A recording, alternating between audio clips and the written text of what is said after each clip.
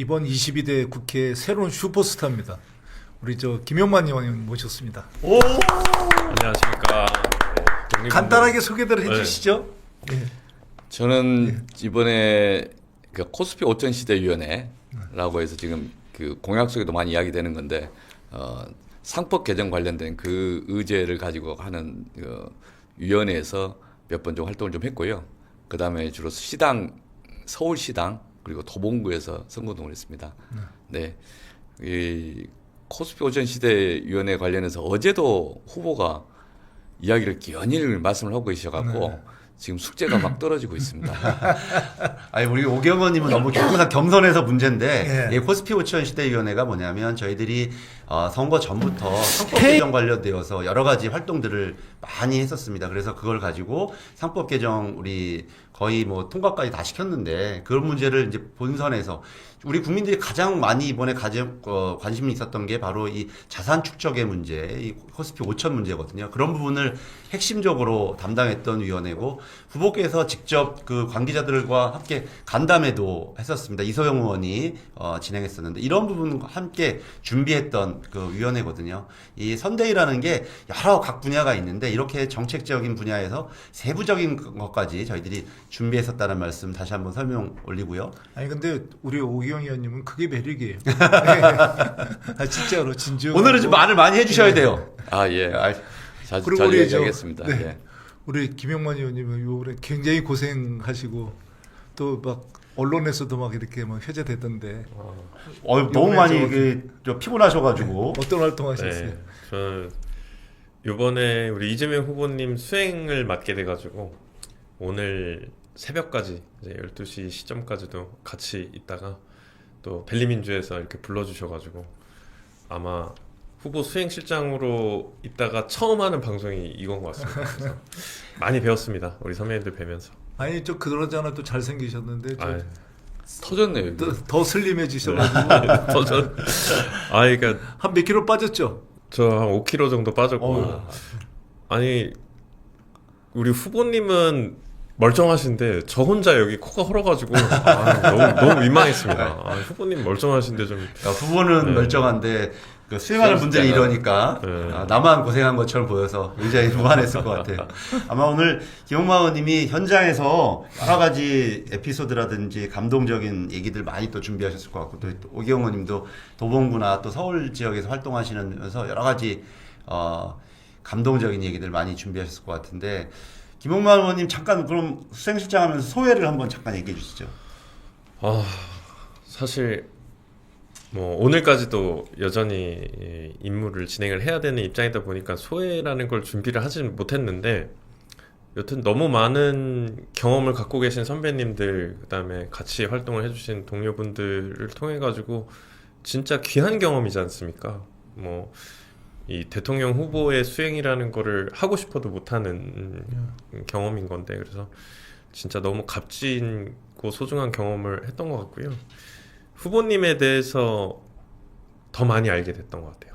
더 많이 알게 됐다. 물론 우리 당대표 시절에 후보님에 대해서도 좀 일부 알긴 했지만 진짜 측근에서 어떤 사람인지에 대해서 좀 배울 수 있는 그런 시간이었던 것 같습니다. 조금만 얘기해 주시죠. 네. 일단 후보님에 대해서. 제가 바라봤던 당대표 시절의 우리 후보님은 굉장히 유능하지만 냉철한 행정가 이미지가 되게 셌는데 이게 확실히 방송에서 나오는 것과 좀 다른 부분들을 계속해서 볼 거 아닙니까? 그러니까 되게 여리시기도 하고 이게 뭐라 그럴까 좀 특히 어린 친구들이나 좀 나이 있으신 어른들에 대한 부분을 이렇게 지켜보면은 정말 감수성도 많으시고 되게 사람 같은 분이었구나. 제가 좀 그것도 격차가 되게 크게 잘못 알고 있었구나 하는 생각을 좀 많이 했습니다. 네. 우리 김병기 의원님도 수석사무부총장도 하시고 그랬는데 항상 어떻게 생각하셨어요? 한 말씀 주시면. 지금 거의 뭐 대동소이한 말씀인데요. 그러니까 그 겉으로 보여지는 것과 실제 그렇게 가까이서 보는 이미지가 조금 다른 거죠. 그러니까 굉장히 막 투쟁적이고 막 앞으로 나아가실 것 같은데 의외로 굉장히 시크하고 그리고 그 특히 약자에 대한 감수성이 굉장히 맞습니다. 아주 쓰죠. 그러니까 약자나 자기보다 그러니까 우리 사회에서 돌봐야 되는 사람에 대해서 이성적인 접근을 안 하시고 이성보다는 그러니까 감성에 의한 접근 같은 걸 하시는 거 보면은 좀 배울 점이 많은 그런 점은 참 배울 점이라고 생각을 합니다. 항상 또 이 나쁜 세력들이 자꾸 후보님에 대해서 여러 가지 비방을 하고 해서 그런 부분들이 있었는데 실제로 이렇게 많은 분들 이미 다 알고 계시지 않습니까? 전 국민이 알고 있습니다. 유능한 것뿐만 아니라 인간적으로도 굉장히 따뜻한 분이다라는 거고요. 우리 오기영 의원님 그 이번 도봉이나 서울이나 현장 분위기는 어땠습니까? 제가 사전 투표 한 날 어느 동을 갔는데 그 우리 쪽 선거운동원이신데 갑자기 이런 이야기 하시더라고요. 그 전에 윤석열 찍었던 분들이 이번에 이재명 후보 찍고 왔다고 이야기하는 분들이 생겼어. 그래서 이게 그 지역이 되게 독특한 지역인데 그런 이야기하는 분들이 있는 거 보면은 전반적으로 좀 혼란 속에서 많이 그 시민들이 고민을 좀 하고 있다 이런 생각이 좀 들었습니다. 그러니까 내란에 대한 평가가 다양한 형태로 나타나고 있다. 특히 우리 의원님 같은 경우는 그 옆 지역교 안기령 저 지역위원장님께서 저 예. 유세단에 발탁이 그렇죠. 되는 바람에 그 지역을 대변인으로 가셔가지고 남한테가지고 하셔야 야, 되니까 참. 2배로 뛰셨어야 되겠네요. 좀 특이한 뭐 이렇게 좀 소개할 만한 그런 뭐 에피소드 같은 거 있으세요? 아니 저희들이 기왕이면 같이 좀 이 집중 유세를 하면 참 좋겠다 싶은데 참 그러기가 쉽지가 않아서 그거 좀 아쉬웠습니다. 저 이번에 어제 기왕이면 우리 도봉에 오셨으면 하는 바람이 있었는데 또 여러 가지 못 오셨죠. 그 애로가 있어요. 그래서 그렇구나 경험 문제도 있고 그러니까 어디 공간을 저희가 제안을 하긴 했었는데 좀 어려웠어요. 제가 기왕이면 우리 도봉에 와서 한번 했으면 좋겠다. 상대방 국회의원도 있고 그러니까 동북 4구에서는 도봉에 오셨으면 좋겠다라는 그 민원을 다양하게 받았습니다. 도처에서 이것도 제가 좀 설명을 드려야 되는데 많은 또 우리 지지자들이나 이런 분들이 왜 우리 동네는 안 오셨을까? 막 이런 얘기를 하시는 부분들이 있어요. 왜 그런지 좀 설명을 드리면 그 후보님 유세차가 5톤 차예요. 근데 5톤 차인데 이게 서울 시내에서는 그 공간이 5톤 차가 주차하고 정차하고 할 수 있는 공간이 많지가 않습니다. 유세본부에서 사전에 전국뿐만 아니라 수도권 특히 서울에 여러 가지 장소를 물색을 했는데 이 5톤 차를 세우고 유세를 굉장히 할 수 있는 공간이 없다라는 게 되게 아쉬워서 그런 곳들을 찾다 보니까 결국은 이제 인근 지역으로 결국 어디서 한 거죠? 우리 강북구. 강북구에서 예. 아마 이렇게 좀 번동에서. 넓은 공간에서 예. 하게 되면 그래서 옆에 거기서. 지역구는 우리 동네 국회의원이 지금 힘이 없어가지고 안 온 거 아니야? 뭐 이런 생각을 하실 수 있는데 그게 절대 아니라 그런 공간이 많지 않아서 특히 이제 구도심 같은 경우는 결국 엄청나게 우리 지역 같은 경우 그런 지역이 그쵸. 구도심이니까 전혀 세울 데가 아니 나오지 관악 않습니다. 동작 집중 유세를 하는데 관악산에 가서 하셨더라고요. 맞습니다. 관악산 동작구는 없고. 이런 것 때문에 좀 예. 아쉬워하는 부분들 때문에 제가 다시 한번 친절하게 설명드렸다는 말씀 드리겠습니다. 참고로 우리 안기령 위원장님이 저랑 같은 팀이 돼가지고 도봉에 없으셨는데 저랑 같이 계속 현장 담당 고생 많이 했어요. 계속 같이 다녔습니다. 네. 네, 그래서 그래서 방금 말씀 주신 에피소드도 무슨 내용인지 잘 알고 있는데 아쉽게 좀 됐죠. 예. 네. 그러니까 수시로 다양한 민원들을 문자로 받습니다. 우리 지역에 이쪽 저쪽에 있는 우리 당원들 또는 이제 적극적으로 지지하시는 분들이 네. 한번 후보 우리 지역에 한번 오셨으면 좋겠다 그런 말씀이 있었는데 아무튼 그래도 또 어제 가서 또 이런 같이 사연이 있었다는 거 집중 우리 유세를 도봉구 유권자 여러분들 다시 한번 제가 말씀드리고요. 김영만 의원님은 뭐 정말 에피소드가 너무 많고 감동적인 스토리가 많으실 것 같은데 몇 개만 좀 소개해 주시죠. 현장에서 느꼈던 것들. 아시겠지만 후보님 이번 선거에서 가장 중요하게 생각한 게 안전이거든요.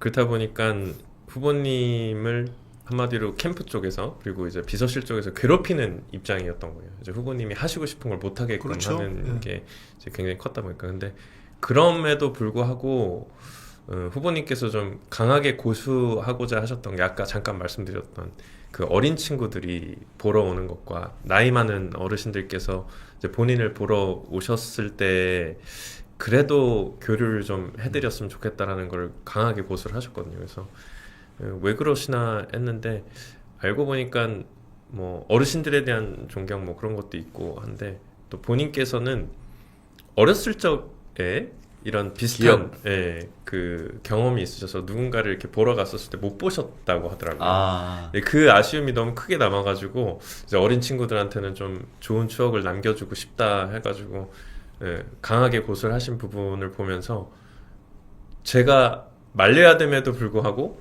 좀 못 말리게 되는, 왜냐면 진짜 따뜻한 마음인 거잖아요. 그래서 한 번씩 이렇게 딱 지나가다가 바쁘게 가다가도 어린 친구들이 이렇게 기다리고 있으면은 다 들어와라 해가지고서는 사진도 다 찍어주시고, 그러다가 나중에 알고 보니까 이제 그게 조금씩 알려진 거예요, 우리 지지자분들한테. 그러니까 지지자분들이 일부러 아이들을 데리고 나와가지고 그래요, 후보님 가능하다. 지나가실 때 아이들을 이렇게 앞에 세워가지고서는 후보님이랑 같이 교류할 수 있게끔 하시는 분도 좀 계시고. 사실 잘 끝났으니까 다 좋은 거지만 그때 수행실장 하셨으니까 엄청 스트레스 받았을 거예요. 왜냐면 긴장 많이 안전에서 제일 중요한 게 쓰는 거거든요. 맞아요. 정지하는 거거든요. 예, 정지를 절대 하면 안 되거든요. 예. 근데 아이들이랑 사진 찍으려면 아이 뭐 안아가지고 찍어주시니까 이렇게 그래가지고 그런 것 때문에 스트레스 많이 받았을 것 같아요. 그리고 또 어르신들 이렇게 가게 하고 계시거나 저기 뭐 시장 같은 데를 많이 갔으니까 경총 투어 때 그럴 때는 정해진 동선을 이렇게 안내를 드리는데, 그래도 어르신들 저기 계시면은 본인께서 이렇게 쑥 들어가셔가지고선 또 사진 찍어드리고 인사하고 하실 때 이제 심장이 근데 덜컹덜컹 내려앉죠. 그 한마디 더 가시면. 하면은 김용만 우리 저 의원님이 대단하신 게 사실 그게 굉장히 안전에 그거 하니까 뒤를 딱 막더만 뒤를 그러니까 자기 몸으로 몸빵하는 건데 진짜 저 대단했습니다. 순간순간 마음으로 해야 이게 가능한 일이 예, 그런 일이. 몸으로 몸빵을 하다가 내가 죽겠다 그러고. 그런 장면들 아마 지지자분들이 많이 보셔서 또 김용만 의원님 좋아하시는 것 같아요. 그러니까 제가 3년 전에는 유세본부를 해봐서 정확히 후보님 스타일을 알잖아요. 정말 따뜻하게 많은 분들과 교류하고 소통하는 걸 좋아하는데 얼마나 이번에 답답하셨을까. 맞아요. 그런 점들. 더 대단한 거는 저는 우리 많은 지지자 여러분들이신 것 같아요. 그런 부분을 또 이해하고 안전이 최고다. 그래서 절대 자제하고 이런 부분들 지지자 여러분들도 정말 대단하시고 우리 후보자님도 정말 대단하셨다. 이렇게 말씀드리고 싶습니다. 자, 그러면 지금부터 잠시만 주목해 주시기 바랍니다. 제가 구독자분들을 위해서 선물 하나를 준비했는데요. 제가 항상 여러분들께 드리는 말씀이 있습니다. 뉴스만 평소에 잘 챙겨보셔도 돈이 되고 돈을 벌 수 있다라고 말씀을 드렸는데요. 여러분들은 여기 보시는 삼성전자 뉴스를 보고 어떤 생각이 드세요? 아니면 정치인들의 뉴스, 날씨 뉴스를 보고는 어떤 생각이 드시나요? 그냥 뉴스만 보고 끝내는지, 아니면 이 뉴스를 어떻게 이용할 수 있는지, 이 부분을 고민하고 계시는지를 되물어보고 싶습니다. 그 이유가 뭐냐 하면 제가 지난번에 여러분들께 뭐라고 말씀을 드렸었죠? 지금은 반도체 섹터를 눈여겨보셔야 한다고 말씀드렸습니다. 그리고 나서 이런 썸네일들 뉴스를 통해서 많이 보셨을 겁니다. 반도체 내용이 이슈가 됐을 때 부자들은 어떻게 생각한다? 반도체 관련주들은 뭐가 있는지, 어떤 종목이 가장 좋은지, 어디에 투자해야 돈이 몰리는지 자연스럽게 생각한다고 제가 말씀을 드렸죠. 그 이유가 뭐냐 하면 부자들이 봤을 때는 이슈가 곧 돈으로 이어지고 그 이슈가 나에게 돈을 벌어준다는 경험적 확신이 있기 때문에 부자들은 항상 이런 사회적 이슈를 관심있게 챙겨본다고 제가 말씀을 드렸습니다. 이번에도 마찬가지인데요. 제가 지난번에 시청자분들과 함께하는 주식으로 수익 내기 이벤트를 진행했었죠. 당연히 100% 무료로 진행을 했었고요. 여기 보시면 아시겠지만 제가 지난번에도 구독이라고 보내주신 모든 시청자분들께 반도체 관련주 중에 가장 크게 급등할 딱 한 종목, 많은 종목도 아니라 한미반도체 한 종목을 여러분들께 추천드렸어요. 그러면서 여기 나와 있는 대로 정확히 얼마에 매수해야 하는지, 그리고 수익률이 어느 정도 나왔을 때 팔아야 하는지를, 이런 부분들까지 여러분들에게 정확히 알려드렸었는데 지금 실제로 어떻게 되었다? 오른쪽을 보시면 아시겠지만 제가 지난번 문자 발송으로 이 한미 반도체를 소개해드리고 나서 실제로 이렇게 5배 이상 어마무시한 상승이 나왔습니다. 100만 원만 투자를 했어도 무려 500만 원이 넘는 수익금이 생긴 거죠. 그래서 당시에도 굉장히 많은 분들이 제가 드린 이 한미 반도체로 수익을 내실 수가 있으셨을 텐데요. 다시 한번 축하드린다고 말씀을 드리겠고 이번에도 마찬가지입니다. 앞으로도 2024년, 2025년 계속해서 기대해볼 섹터는 AI입니다. 그 중에서도 AI 반도체는 그 누구도 부정할 수 없는 미래 성장 산업입니다. 그러면 우리가 어떻게 생각해 볼 수 있을까요? AI 반도체 종목 중에 앞으로 크게 대장 역할을 하면서 10배 이상 급등할 수 있는 텐베고 종목을 지금부터 열심히 추적해야 한다는 겁니다. 큰 돈을 투자하지 않더라도 월급의 일부분 아주 소액이라도 이 종목을 모아가야 수백 %의 수익률을 손에 쥘 수 있는 것이죠.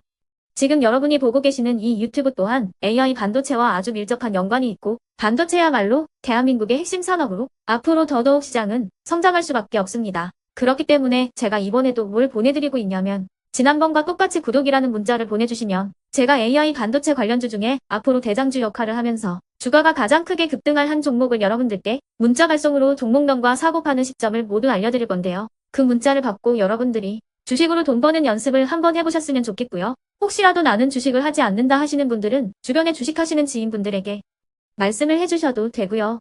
아니면 연세가 있으셔서 투자가 어렵다 하시는 분들은 이 종목을 자녀분들에게 한번 사봐라. 이걸로 한번 수익을 내봐라. 이렇게 조언을 해주실 수도 있는 거겠죠. 그래서 지금 이 영상을 보시는 시청자분들 중에 나도 이번 종목이 좀 궁금하다 하시는 분들은요. 누구나 상관없이 그리고 어느 시간대나 상관없이 부담없이 010-2514-5930번으로 구독이라는 문자 보내주시면 제가 이번에도 똑같이 무료 추천 급등주 문자를 보내드리겠습니다. 이해되시겠죠? 제 번호 010-2514-5930번으로 구독이라는 문자 보내주시면 여러분들이 직접 이슈를 통해서 돈 버는 연습을 해보실 수가 있는 거고 제가 돈을 받는 것도 아니고 투자를 대신해 드리는 것도 아니기 때문에 부담 없이 신청해 주시면 되는 겁니다. 그리고 수익이 나면 저는 다른 것은 하나도 바라지 않습니다. 제 채널에 구독, 좋아요 한 번씩만 눌러주시라 이렇게 다시 한번 말씀을 드리겠습니다.